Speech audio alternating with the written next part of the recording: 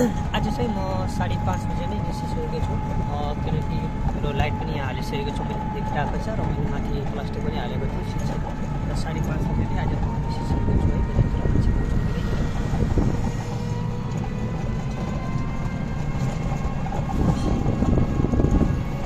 है म चोकबाट निस्केँ यतातिर कोही पनि मान्छे देखिरहेको छैन अहिले रोडतिर पुरै खाली छ मान्छे सुनसान छ 5:30 बजे सायद मान्छे नभेटिँदा रहेछ भन्ने भयो त्यही पनि म जाँदैछु क्याम्पसतिर मान्छे के मान्छे लिएर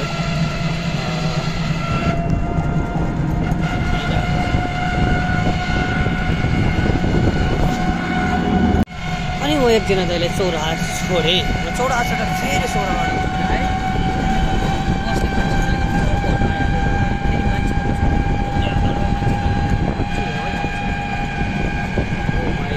त्यहाँ आइसक्यो यार अर्कोबाट आइसक्यो जस्तो लगाएको यता चाहिँ धेरै मान्छे उभिएको देखेर चाहिँ मैले अटो रोकेँ र सोधेँ उहाँहरू चाहिँ इन्डिया जाने हुनुहुँदो रहेछ र पहाडबाट आउनु भएको रहेछ बसले यता छोड्नु भएको रहेछ धेरै मान्छे थियो मैले पाउँछ कि भन्ने आश थियो तर पाएन र त्यसपछि चाहिँ मैले नपाइसकेपछि त्यताबाट चाहिँ चौराहा अलि अगाडि जाने भनेर प्लान भयो र त्यता मान्छे पाउँछ कि भनेर चाहिँ त्यताबाट चाहिँ अलि अगाडि बढेँ र जब म ठ्याक्क चोकमा पुगेको थिएँ र एकछिन मैले चोकमा वेट गरेँ र मैले त्यहाँबाट फेरि 4जना मान्छे चाहिँ बस पार्क जाने पाएँ र अलिकति सामान थियो र उहाँबाट चाहिँ मैले 200 रुपियाँ लिएँ र मलाई चाहिँ एकदमै त्यहाँनिर चाहिँ अलिकति जे होस् राम्रो नै भयो बिहान आएको अलिकति चिसो खाएको जे होस् काम लाग्यो भन्ने जस्तो भयो त्यसपछि चाहिँ मैले त्यताबाट चाहिँ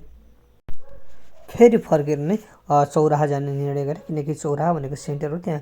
1-2वटा मान्छे फ्याट्ट पाइहाल्छन् भन्ने मेरो धारणा भयो र म फेरि अटो घुमाएर चाहिँ चौराहा आनेर चाहिँ एकछिन रोकेँ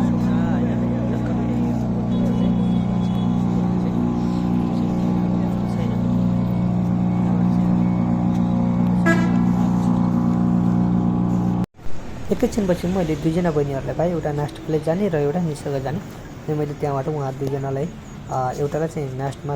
छोडेँ 30 रुपियाँमा अर्को बहिनीलाई चाहिँ 35 रुपियाँमा चाहिँ निसर्ग छोडेँ त्यसपछि म त्यहाँबाट चाहिँ सिधै अनि चाहिँ तपाईँको क्याम्पसतिर जाने भनेर चाहिँ त्यहाँबाट अटो घुमाएर चाहिँ निसर्गबाट चाहिँ अगाडि बढेँ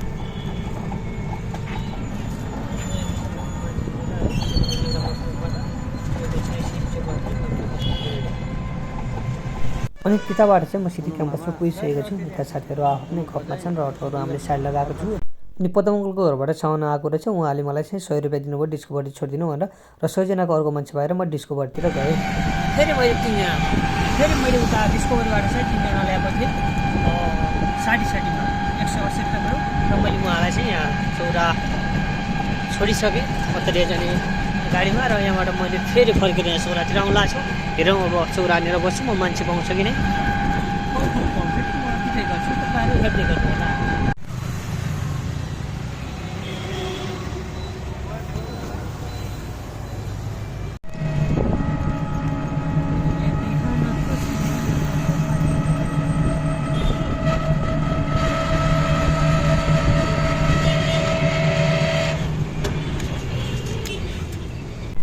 यसरी फेट्टो यताउता मान्छेहरू बोक्ने कर्मचारी थियो र फेरि मैले यता चौरा हानेरबाट चाहिँ भेट्ने मान्छेहरू 4जना चाहिँ हस्पिटल सेती हस्पिटल जाने भनेर 4जना भेट्नसँग अगाडि गएको छु